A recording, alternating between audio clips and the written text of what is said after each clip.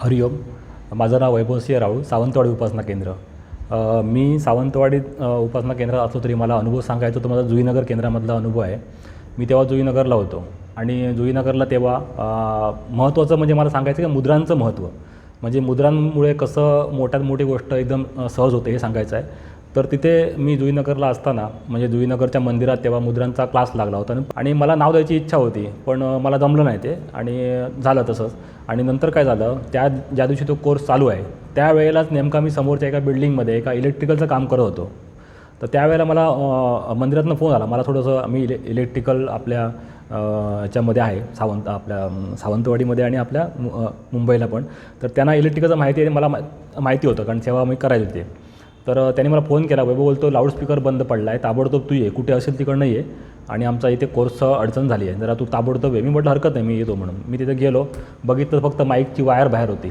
मी ती म्हणजे माईकची वायर आधी केली, लाऊडस्पीकर चालू होता आणि बऱ्याच जण तिथे होते. म्हणजे त्यावेळेला असं होतं की एवढी माणसं आहेत. तर मला आमचे परमसिंह बोलले की बाबा एक काम कर, तुला काम नसेल तर इथेच बसून राहा, म्हणजे पुन्हा प्रॉब्लेम आला तर तू समोरच पाहिजे. तर मी म्हटलं हरकत नाही, मी इथे बसतो म्हटलं, काय प्रॉब्लेम नाही. आणि मी तो कोर्स नाव न देता, म्हणजे बापूंनी नाव माझं घेतलं कारण फुल होती बॅच ती, पण माझं पहिल्यापासून शेवटपर्यंत तो कोर्स अटेंड झाला. आता तो कोर्स अटेंड झाल्यानंतर त्या मुद्रांचं मला माहीत नव्हतं एवढं मोठं प्रचंड महत्त्व असेल. तेव्हा योगेंद्र सिंहांचा व्हिडिओमध्ये प्ले करत होते. तर योगेंद्र सिंहांनी बऱ्याच सांगितलं की मोठात मोठा आजार जरी असेल तरी तो मुद्राने कंट्रोल होतो, फक्त आपण गोळ्या वगैरे असेल तर बंद करू नये, म्हणजे अगदी हार्टचा पेशंट पण चांगलं डेव्हलपमेंट त्याचं होऊ शकतं. तर मला हे सगळं समजलं. म्हटलं मला त्याच वेळेला जो प्रॉब्लेम चालू होता, म्हणजे मी तो प्रॉब्लेम एक फेस करत होतो. तो प्रॉब्लेम होता की माझ्या नाकातनं सतत रक्त व्हायचं. तर मी रक्त वाहतं म्हटल्यानंतर मला समजत नव्हतं काय करायचं. पण मी डी वाय पाटला चेक केलं. डी वाय पाटला त्यांनी केस पेपरवरती असा डायग्राम वगैरे काढून दाखवला. मला बोलले असं आहे, तुमच्या नाकाचं हाड वाढलं आहे आणि त्याला तुम्हाला ऑपरेशन करावं लागेल. मग मी तिथल्या माझ्या काही ओळखीच्या डॉक्टर्सना वगैरे विचारलं. तर बोलते असं असतं, ऑपरेशन होतं ते, पण ते हाड पुन्हा वाढू शकतं, त्यामुळे ते तसं सक्सेसफुल होत नाही. आता माझ्या मनात भीती होती आणि काय आता ह्याचा उपाय काय, तर त्या उपाय काय हे मला डोक्यात चालू होतं आणि उपाय मला माहीत होतं. काय उपाय म्हणजे दोन्ही साईडला आहे, कर पण नको पण. आणि त्याच वेळेला मुद्रांचं जेव्हा तो क्लास चालू होता तेव्हा मी नोट करत होतो ह्याचं महत्त्व काय आहे, ही कुठली मुद्रा, म्हणजे आपले जसे सप्तमुद्रा आहेत त्यात प्रत्येक मुद्रा, म्हणजे जसं आपण टाळूची मुद्रा.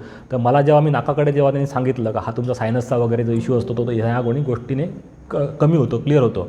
तर त्याच वेळेला बरोबर मी तो पॉईंट नोट केला आणि मी तो घरी लगेच सुरू केलं आणि मला फरक जाणवायला लागला. नाकातून एवढं प्रचंड रक्त येत होतं की मला वाटत नव्हतं की मी कदाचित पुढचा वर्ष बघेन असं, एवढं म्हणजे घाबरलो होतो मी. कारण शेवटी सक्सेसफुल नाही झालं तर, किंवा झालं आणि पुन्हा झालं तर, म्हणजे ह्या सगळ्या गोष्टींमध्ये माझं डोकं हे झालेलं. आणि मुद्रांचा जेव्हा मी अनुभव म्हणजे आता घेतला, म्हणजे वाटायला लागलं थोडंसं मला फरक पडतो आहे. आणि त्याच वेळेला हीच गोष्ट चालू असताना मी पनवेलवरनं गावाकडे येण्यासाठी ट्रेन पकडली होती. आणि ती ट्रेन पकडली असताना मला मनात माझ्या एक विचार आला की बाबा आता मोठ्या आईने, आमचा मोठ्या आईचा बापू म्हणजे मंत्र म्हणतात काय, आदिमाते तुझा श्वास माया देई फिरतो आहे. तर मी तसा विचार करत होतो की बापूंचं हे वाक्य काय, म्हणजे मोठ्या आईचा श्वास जर माया नाकात जातो आहे, आईचा उश्वास म्हणजे जे काय चाललं आहे ते आई कृपेने चाललं आहे. तर मोठी आई पूर्णपणे माझा प्रॉब्लेम सॉल्व्ह कर, मला मी घाबरलो आहे. आणि तो म्हणजे रुमाल तर असे भिजायचे की मला कोणाला पटणार नाही की बाबा ह्याला एवढं त्रास आहे पण हा कसा आहे.